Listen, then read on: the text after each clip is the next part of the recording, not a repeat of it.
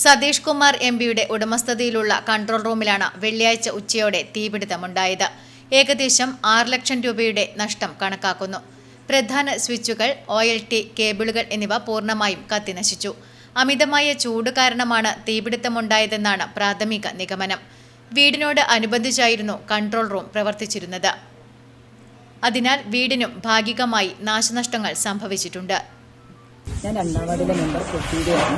നമ്മുടെ എടാട്ട് പ്രദേശത്ത് ചെറാട്ട് KBT വിതരണം നടത്തുന്ന നല്ല രീതിയിൽ പ്രവർത്തിക്കുന്ന കാർത്തിക കമ്മ്യൂണിക്കേഷന്റെ കൺട്രോൾ റൂം പൂർണ്ണമായും കത്തിനശിച്ച നിലയിലാണ്. ഇപ്പോഴത്തെ കാലാവസ്ഥയുടെ ചൂട് കാരണമാണെന്നാണ് കരുതുന്നത്. അതുപോലെ തന്നെ വീടിനെയും അത് സാരമായി ബാധിച്ചിട്ടുണ്ട്.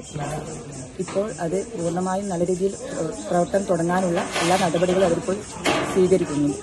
തീപിടുത്ത വിവരമറിഞ്ഞ Kunhimangalam panchayat ward member, COA north മേഖലാ പ്രസിഡന്റ് രാജൻ KV തുടങ്ങി കേബിൾ TV സംഘടനാ ഭാരവാഹികൾ സ്ഥലം സന്ദർശിച്ചു. കൺട്രോൾ റൂമിലെ ഉപകരണങ്ങൾ നശിച്ചതിനെ തുടർന്ന് എടാട്ട് ഭാഗത്തെ കേബിൾ TV ഇന്റർനെറ്റ് സംപ്രേഷണം തടസ്സപ്പെട്ടിരിക്കുകയാണ്. തകരാർ പരിഹരിച്ച് സേവനം പുനഃസ്ഥാപിക്കുന്നതുവരെ ഉപഭോക്താക്കൾ സഹകരിക്കണമെന്ന് കാർത്തിക കമ്മ്യൂണിക്കേഷൻസ് അറിയിച്ചു.